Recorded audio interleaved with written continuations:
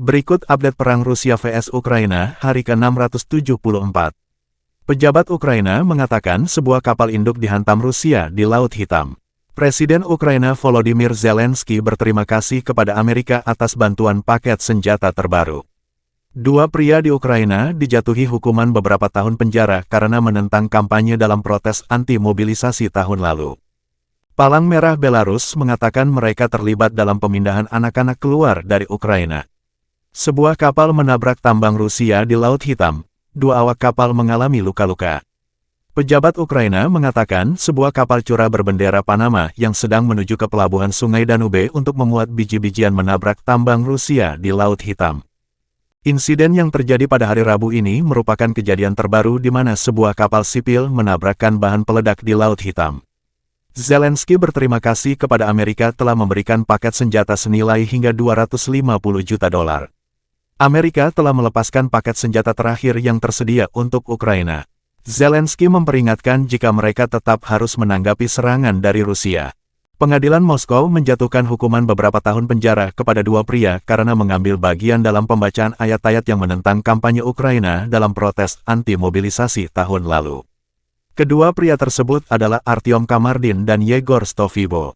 Keduanya dijatuhi hukuman yang berbeda. Artyom menerima hukuman 7 tahun penjara karena membacakan puisi.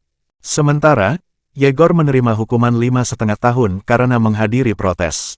Presiden otoriter Belarusia menghadiri pertemuan dengan anak-anak yang dibawa dari wilayah Ukraina yang dikuasai Rusia. Secara terbuka, ia menentang kemarahan internasional atas keterlibatan negaranya dalam deportasi anak-anak Ukraina di Moskow. Saat menghadiri acara sekelompok anak-anak Ukraina menjelang liburan tahun baru, Presiden Alexander Lukashenko berjanji untuk melindungi mereka dan membuat mereka bahagia.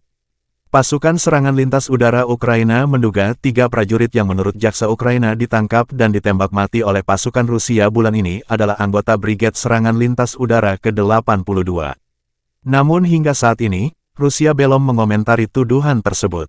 Tidak hanya itu, jaksa Ukraina juga menuduh Rusia telah membunuh tawanan perang yang dilontarkan bulan ini.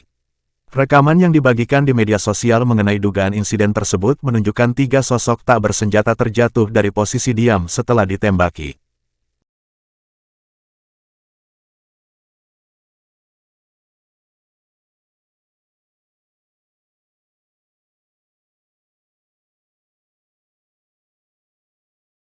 Download Tribun X sekarang, menghadirkan lokal menjadi Indonesia.